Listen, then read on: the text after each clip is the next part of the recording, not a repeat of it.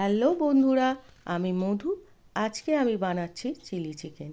প্রথমে একটা বাটির মধ্যে কিছুটা বোনলেস চিকেন নিয়ে নিলাম। তারপর মরিচ গুঁড়ো, কর্নফ্লাওয়ার আর ডিমের সাদা অংশটা দিয়ে ভালো করে ম্যারিনেট করছি। তার মধ্যে দিয়ে দিচ্ছি আদা রসুনের পেস্ট, নুন আর কিছুটা পরিমাণ ময়দা দিয়ে আবারও ভালো করে ম্যারিনেট করে পাশে রেখে দিচ্ছি। তারপর প্যানের মধ্যে দিয়ে দিচ্ছি তেল গরম হয়ে গেলে দিয়ে দেব চিকেনগুলো। সব চিকেনগুলো দেওয়ার পর যখন চিকেনগুলো ভাজা হয়ে আসবে তখন উল্টে দিচ্ছি। দেওয়ার পর ভালো করে ভাজা হয়ে গেলে, লাল লাল করে ভাজা হয়ে গেলে তুলে নেব চিকেনের বলগুলি।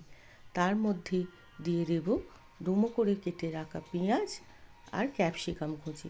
ভালো করে নাড়াচাড়া করে ওর মধ্যে দিয়ে দেব সামান্য পরিমাণ নুন আর চিনি, যাতে পেঁয়াজগুলো খুব তাড়াতাড়ি নরম হয়ে যায়। তারপর নাড়াচাড়া করার পর দিয়ে দেব আদা রসুনের পেস্ট। তারপর আবারও হালকা নাড়াচাড়া করার পর দিয়ে দেব টমেটো কুচি আর কাঁচা লঙ্কা কুচি।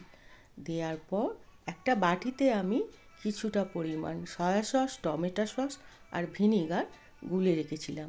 ওই মিশ্রণটা পেঁয়াজ কুচির মধ্যে দিয়ে সামান্য জল দিয়ে হলুদ গুঁড়ো আর লঙ্কার গুঁড়ো দিয়ে ভালো করে মেশাতে থাকবো।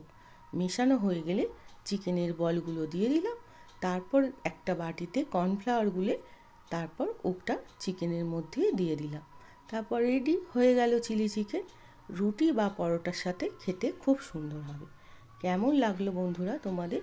ভালো লাগলে কমেন্ট শেয়ার করে দেবেন। টাটা।